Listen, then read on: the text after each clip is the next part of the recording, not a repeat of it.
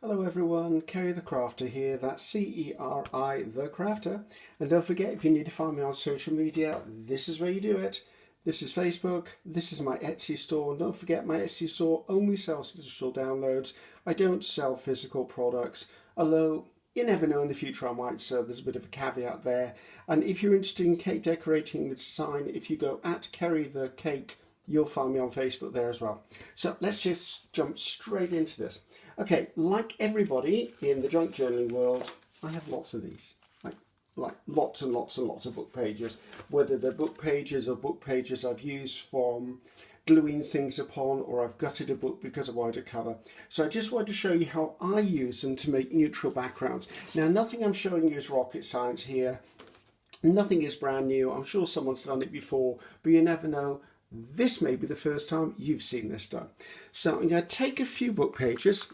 Okay, just regular book pages. Now, I'm actually going to use a tear ruler because what I want these is I want these in rectangles or squares. Now, it's a personal preference as to wanting these in rectangles or squares. I just find if they're just hand torn and on at angles, sometimes, I don't know, they just don't look right to me. This method I'm using for using up book pages to make neutral backgrounds here can be done with anything. It could be done with magazine pages, it could be done with music pages, it could be done with newspaper. So once I've got the edges off it, I tend to take just one piece off one end and then I tend to split that roughly down the middle. Now, I do that because it gives me a variety of pieces, and also I separate them out. Now, I do like to get them separated before I start placing and gluing, because if I don't, I end up with sticky fingers everywhere. So then I end up with a pile of bits and pieces, and these are going to be the bits that I use. So I'm going to slide those to one side. Now, for those of you out there who don't have a tear ruler, I recommend a tear ruler because I can tell you this is the We Are Memory Keepers. It comes in a set of 3. I really like this hair ruler, but there are other brands out there and other things out there you can use. If you've only got a regular ruler, all I would say is where you saw me tear 2 or 3 pages at a time, tear them one at a time. They will tear equally as well. The only difference you will see is that the edges of the page that you've torn are not as uniform, are more uniform than the ones torn with the tear ruler. So if I quickly pull in one of these, you can see that the edges are slightly rougher on the tear ruler, whereas they're not here. But you know, they're equally as good, and I'm just going to add this one to my pile as well. I might do this as a couple of thinner strips. There you go. So that gives me what I'm using. So let's get rid of the old book pages so I know that they're out of my way. I then take a piece of card, whichever colour you want. I mean, I sometimes use cream, I sometimes use this colour, because the back of my tag will be journaling space, or it'll be a surface someone's going to write a to or from on, whatever you want. Also, don't forget, you know, when you have all those scrapbook cards and you have the excess, or there's a page you don't like, you can always just stick straight onto that.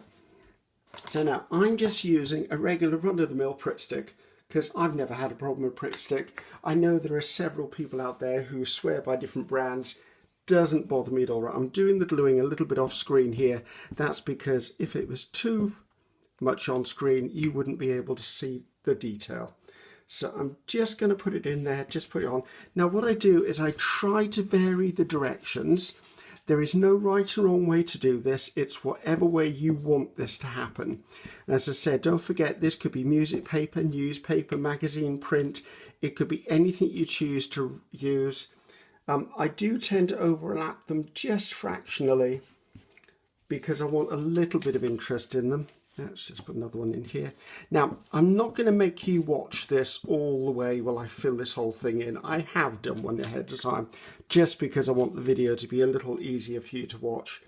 But just so you can see the process is there. Now, one thing I would say is, if you're someone who does junk journaling, you may think, oh, I could vintage all of the edges with distress ink. I'd probably advise against that. Let's put that one on, because then it actually dictates what the whole page looks like. It changes the character of it. You can always do that afterwards. You can do the edges of your tags, your journal cards, anything you're doing, you can do afterwards. You don't need it all the way across the middle. Let's put that one in there. Now, the other thing I like about having these sort of shapes is now they're really easy to tear in half. So if I really did want a smaller piece, let's take that one there. So if I really did want a smaller piece for, say, by there, I could quite easily just stick that in place. So what I want to do is I'm going to fill that whole page, and if by magic, yes, I've already done it, that's what it looks like. Excuse the light from my window. I try and always work in natural daylight, but of course the sun comes and goes, the clouds come and go, and you end up with a bit of a speckled effect. So this is what happens. This is the one I did on a cream coloured cardstock. What I would say is I normally let my stuff dry for about an hour or two before I start cutting it, because the glue sticks have a water content that needs to evaporate before you can use them.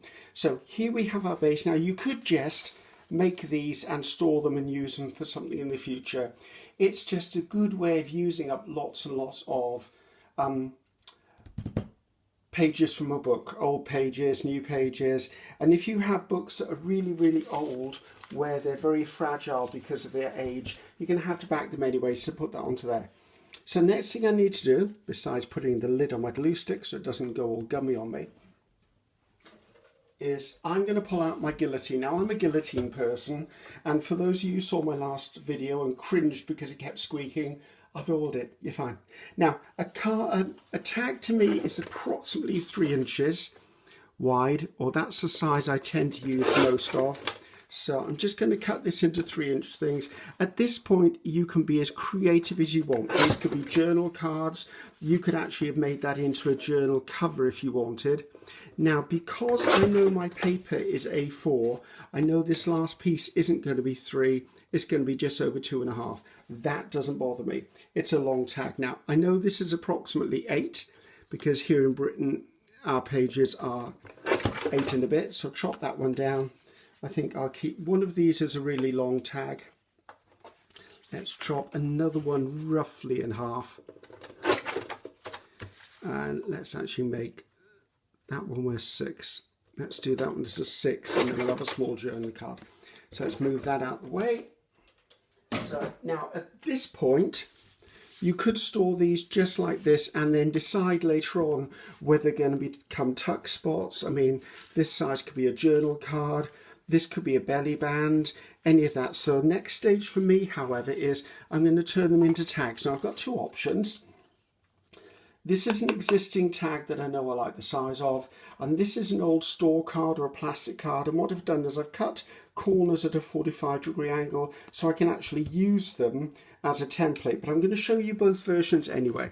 So I take my pair of scissors and I'm going to line the edges up here, going to come in, snip. Now what I do is I hold this the same way, but I turn this over, and then I know that the angle I'm cutting is identical both sides. So that gives me a tag. All I need to do is put a hole punch into it. Another way, as I said, is I've got this little gadget I've made out of a plastic store card. Make sure it's lined up on the edges. Again, a quick snip. Line that up on the edges. I tend to be a little fast and forget to do that. Again, that's that one done. Or another way you've probably seen some crafters do, let's see if I can pick that up, is actually they just come in and they eyeball that side. They'll then take that piece of a corner, match it up to this corner, and then they'll snip this side. And that gives them a uniform side. So that's 2 of them done. As I said, I could use these as journaling cards if I want. They could be turned into tuck spots. They could be folded and turned into Rita Donnelly flips. And for those of you who don't know who that is, I'll cover those in another video. They're just a corner fold, which I tend to like a lot. There's no right or wrong way to do this. You could go in and draw a nice fancy pattern on the top of these and cut these into a different sort of shape if you've got a die for a die cutting machine. Like I actually have a Sizzix Big Shot, and I use that to cut the majority of my dies, so that my tags and tuck spots and banners and all of that. So that means that I've got more uniformity. So let's just take this last little one here. I'm going to make a little short stumpy little tab. That side. And each time, remember, I keep this in the same relationship, but I turn the tag over. That ensures that my angles are all the same. Let's take away the rubbish from there. So using those book pages, as you can see now, I've made numerous little tags. It doesn't take much to give these the wow factor. So let's just lift this one up. Let's move these to one side. There you go. So if I was to now take a bit of vintage photo, or any colour you choose, and just come in and give it a bit of a character around the edge, as you can see, this already turns into a lovely base. You could just leave it as it is. I obviously wouldn't, because I could put a focal point on it, I could put a little fabric cluster, I could put a paper cluster, I could use stickers on it. At the end of the day, I could come in and just put maybe a small logo on it, and maybe a little label here, something else, anything you want. But remember, this works for any sort of uniform print. So as I said, I make them out of music paper, I can make them out of map pieces, I can make them out of books, I can make them anything that gives me a neutral background, because what I want is something relatively plain so that it's a nice background for my focal point. So hope you enjoyed that, guys. It's just one of the ways I do it. As I said, I do those as quite often. I will put them into a cupboard and then pull them out when I need. So hope you've enjoyed that. Remember, if you're looking for me on social media, this is where you look. And if you're looking for me anywhere else, just look for Ceri the Crafter. That's Ceri the Crafter. I'll see you next time, guys. Take care. Bye.